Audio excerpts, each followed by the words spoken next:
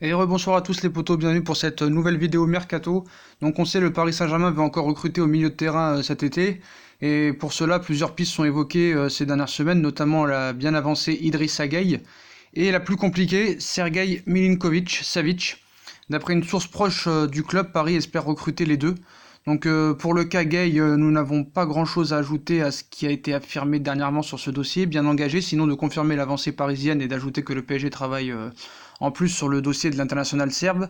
Donc ce n'est pas l'un ou l'autre apparemment, le cas Milinkovic-Savic est plus compliqué et il faudra probablement de la patience avec le risque d'être dépassé. En effet, la Lazio profite pour le moment de l'intérêt de Manchester United en plus pour tenter de faire monter le prix. Alors Paris, qui aimerait ne dépenser que 65 millions d'euros et des bonus, compte jouer la montre. Donc le mercato fermant ses portes dès le 9 août en Angleterre et au début du mois de septembre en France. Le PSG pourrait être plus tranquille ensuite du côté de Manchester. Donc voilà. Donc pour celui de Milinkovic-Savic, la stratégie contient une part de risque mais peut fonctionner. De quoi avoir un vrai récupérateur et un milieu plus offensif, plus dans l'effectif. Donc si on avait les deux, ce serait vraiment très très très très bien. Donc on va passer aux autres infos mercato les potos, en commençant par Bonucci. Bah, apparemment la piste Bonucci toujours d'actualité, donc je ne comprends pas trop parce que vu le recrutement de Diallo et avec Kipembe, Thiago Silva et Marquinhos dans l'axe, on est assez fourni. Donc est-ce qu'il y aurait une vente en vue peut-être de Thiago Silva ou de Kipembe? Donc la volonté du Paris Saint-Germain était de recruter au moins un défenseur central, ça a été fait avec Diallo. Mais le PSG surveillerait toujours Bonucci. Donc pourtant le PSG reste attentif à d'autres dossiers, mais d'après les informations, le PSG surveillerait toujours de près l'évolution de la situation de Leonardo Bonucci.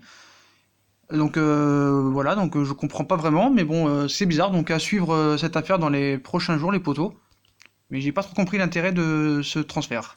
On passe à Draxler. Bah Draxler, le Bayern s'est renseigné sur Draxler. Donc est-ce qu'il y aurait une vente de prévue? Est-ce que le PSG veut s'en séparer? Donc on sait qu'il est aligné par Thomas Tuchel mardi lors du match amical contre Dretz, victoire 6-1 du Paris Saint-Germain. Et en effet, le directeur sportif du Bayern Munich a fait un aller-retour à Paris avant de prendre ce mercredi un vol vers les États-Unis, où le club bavarois jouera contre Arsenal. Donc selon le supplément Sport tabloïd allemand, le dirigeant du Bayern est venu rencontrer Leonardo afin de parler de Julian Draxler et de la situation nationale allemande du PSG. Donc on sait que Draxler n'a plus que 2 ans de contrat et il semble acquis que le PSG ne lui proposera pas de prolongation.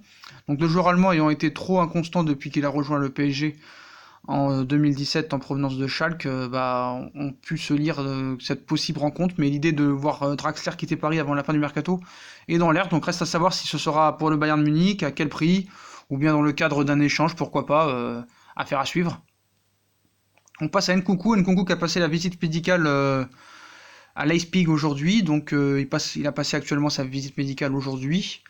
Donc normalement c'est un transfert qui devrait se faire entre 15 et 20 millions d'euros, on n'a pas vraiment les chiffres exacts, mais le transfert de Nkunku est sur le point de connaître son dénouement. Le milieu de terrain parisien passe sa visite médicale ce mercredi et signera dans la foulée un contrat de 5 ans avec le club allemand, troisième et qualifié en Ligue des Champions. On passe au dossier Renato Sanchez. On sait que Renato Sanchez était une piste qui était étudiée par le Paris Saint-Germain, mais le PSG n'est pas une option, d'après le joueur, qui a dit si je dois rester, je reste. Si je quitte le Bayern Munich, je ne vais pas rester en Allemagne. Le PSG n'est pas une option. Pareil pour les autres clubs de Bundesliga. Donc voilà, il a dit recruter un vrai numéro 6, oui, avec Abdou Diallo, c'est bon, on dispose d'une solution supplémentaire en défense centrale. Donc cela peut donner la possibilité à Marquinhos de jouer numéro 6, mais on attend peut-être plus, hein, on attend surtout qu'un Savic et un Gay arrivent. Donc Sanchez, hein, désolé, mais on te met de côté. Et si tu viens pas, c'est pas grave. Donc Pépé ne jure que par le Paris Saint-Germain. Donc on sait que Naples est passé à l'action et a proposé 65 millions d'euros du côté de Lille, mais Pepe n'est pas pour partir en Italie, en championnat italien, et ne voudrait aller qu'au Paris Saint-Germain. On sait qu'Arsenal aussi s'est proposé, mais bon, apparemment, ce serait plus Arsenal que Naples. On sait que Paris n'est pas très chaud pour attirer Pepe. Donc Pepe, ce serait plus vers Arsenal que Naples, apparemment. Donc, mais lui, voudrait, sa priorité numéro 1 serait le Paris Saint-Germain. Le Paris Saint-Germain, ce n'est pas réciproque. Donc à voir si ce sera Arsenal ou Naples, ou à moins qu'il reste à Lille, mais je pense pas. Mais c'est vrai que Lille en demande 80 millions, c'est très très cher. On va à Everton, Everton et Alves. Donc ils sont suivis par Manchester City et Arsenal, mais ce serait plus Manchester City qui suivrait la cadence. Donc Everton, on sait, est suivi par plusieurs grosse cylindrée européenne. On sait qu'il a fait une très grosse Copa América et c'est là qu'il s'est un peu fait voir. Donc City et Arsenal sont sur le coup. City serait prêt à mettre 50 millions sur la table. Donc va-t-il se rendre à City ou à Arsenal? Affaire à suivre aussi, mais on sait que City a une bonne avancée sur ce dossier, mais il y a beaucoup de postes à ce niveau-là, donc il va falloir vendre. Pareil pour Alves. Alves hésite entre Arsenal et City. Les deux clubs se sont manifestés pour l'ailier droit de l'ancien Parisien.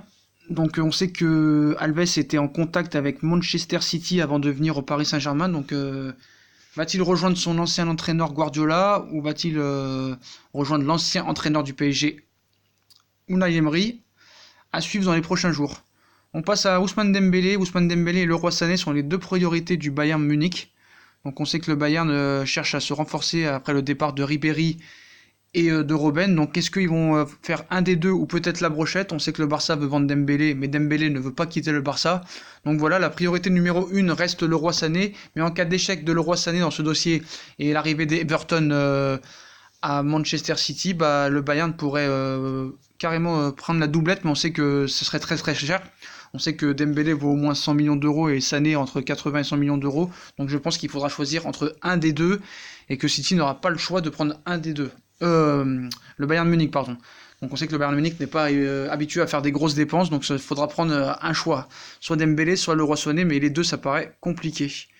Voilà donc les poteaux, donc on refait un petit bilan. Donc Gay de plus en plus proche du Paris Saint-Germain, mais il voudrait aussi s'attirer comme d'habitude Savic, Milinkovic, et il voudrait attirer les deux dans leur filet. Donc voilà, donc piste prioritaire du Paris Saint-Germain depuis un certain temps. Gay ici et Milinkovic sont plus que jamais dans les priorités du Paris Saint-Germain, mais le dossier Gay est plus avancé que celui de Milinkovic-Savic. Donc voilà les poteaux, voilà pour les infos mercato. Donc on refait un petit bilan. Gay de plus en plus proche du Paris Saint-Germain. Milinkovic-Savic reste toujours la priorité au milieu de terrain. Leroy Sané et Dembélé en route vers le Bayern, mais quel sera les deux qui va au Bayern? Alves et Everton dans le viseur de City et Arsenal. Pepe ne voit que par le PSG, mais il n'y a aucune offre de la part du PSG. Et il n'a que des offres de Naples et de Arsenal. Renato Sanchez a dit qu'il ne voulait pas venir au Paris Saint-Germain. Nkunku va passer sa visite médicale au Red Bull Leipzig et devrait signer un contrat de 5 ans. Draxler est dans le viseur de Bayern de Munich. Bonucci, la piste a été réactivée du côté du Paris Saint-Germain, même si on ne comprend pas pourquoi, vu qu'il y a la place maintenant au niveau défense centrale. Et puis Gay, voilà, de plus en plus proche. Donc voilà les potos, voilà pour toutes ces infos mercato. Bah, comme d'habitude, hein, si on a kiffé la vidéo, on like, on partage, on s'abonne. Allez voir la vidéo que j'ai sortie sur Neymar. Il y a une réunion prévue entre la Juve et le clan Neymar prévue demain ou dans la semaine. Donc si vous l'avez pas vu, allez la checker. Et je compte sur vous pour bombarder les likes et aller voir toutes les vidéos qu'on a fait aujourd'hui si vous voulez vous renseigner. Voilà pour cette vidéo mercato. Les potos, je vous souhaite une bonne nuit à tous. Et à plus tard dans une nouvelle vidéo où demain une vidéo sera consacrée aux supporters du Paris Saint-Germain, les anciens supporters vs les nouveaux supporters. Comment est-on passé d'une grosse ambiance à une petite ambiance? Mettez-moi en commentaire si ça vous intéresse ce genre de vidéo. Voilà les potos, voilà pour cette vidéo mercato. Je compte sur vous pour vous abonner, bombarder la barre de like, commenter, partager. Et moi je vous souhaite une très bonne nuit à tous et à la prochaine dans une nouvelle vidéo. Et surtout, comme d'habitude, allez Paris!